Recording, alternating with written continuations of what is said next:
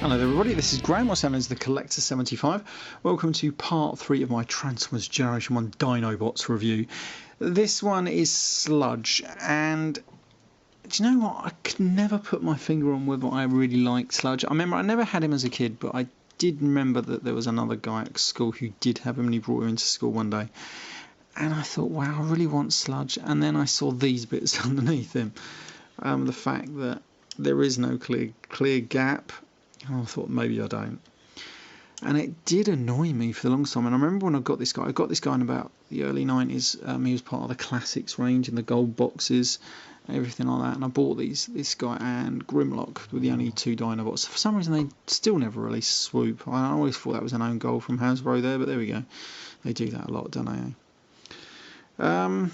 Yeah, so I got this guy then, and that really did annoy me. But I've grown to ignore it. The fact is, you're never going to get a lot of bloody the articulation on the things anyway, so what's the point?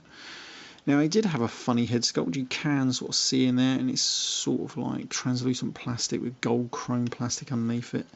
The mouth will open and close, and he does have some little eyes that I put on there, little yellow stickers.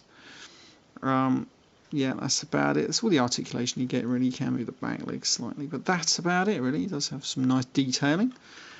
And he was an okay Dinobot. I liked him in the cartoon. But that is it for the dinosaur mode. Not really much to say about it, really.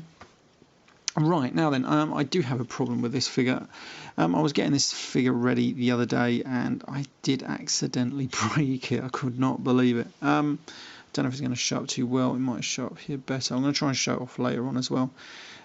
There's a little crack just there. It's hard to see because it's getting obscured by a bloody shadow.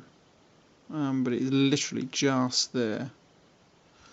And yeah, it snapped the leg right off at the knee joint. It's a shame. I'm going to have to try and get another one as a junker and just try and swap the bits over or something.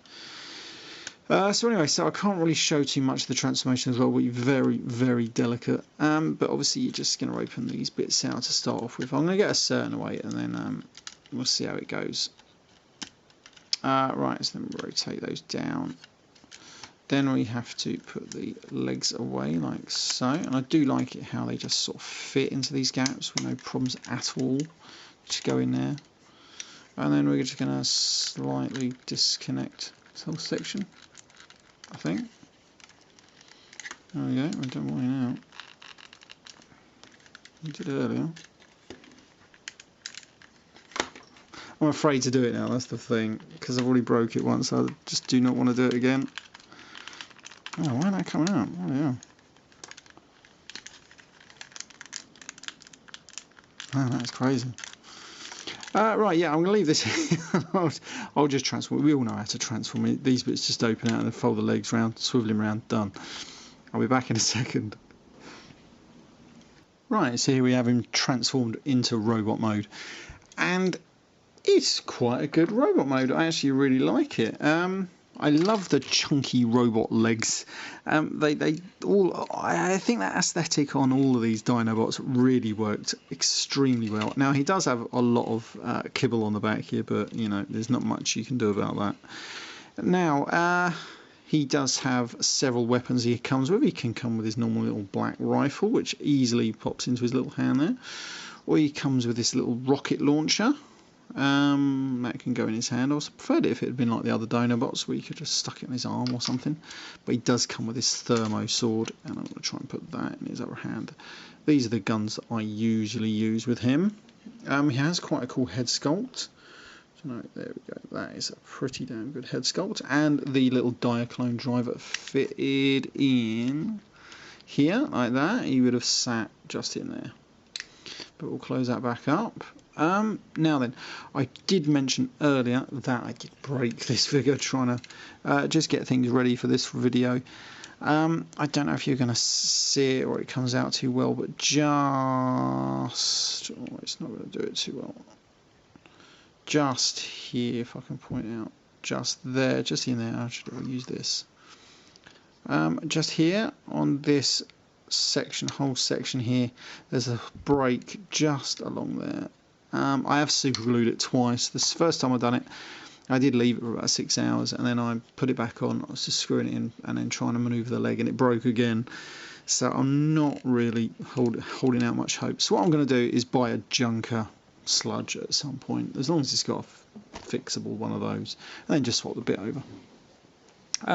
But it's doing that. I had a look on eBay and couldn't find one.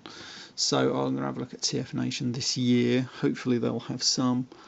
If not, I'll just wait around until I see one. That is why I really could not show much of the transformation at all, really. But it is still a great figure. I mean, it's not that old, actually. This is one of the classics that came out in the early 90s. That's why it has no rub symbol, I think. But he's still very good. He is one of my favourite. Actually, I like all the Dinobots. They've all got hit and misses. Apart from Snarl, he's got quite a lot of misses, unfortunately, but he still looks pretty damn bloody cool. Right, okay, I'm going to leave this review there. We'll move on to the next one. This, I believe, has been part 3. Is that right? Part 3? Yeah, because I've got the Sludge and Grimlock at the same time. Alright, okay, I shall leave this one there. Bye for now.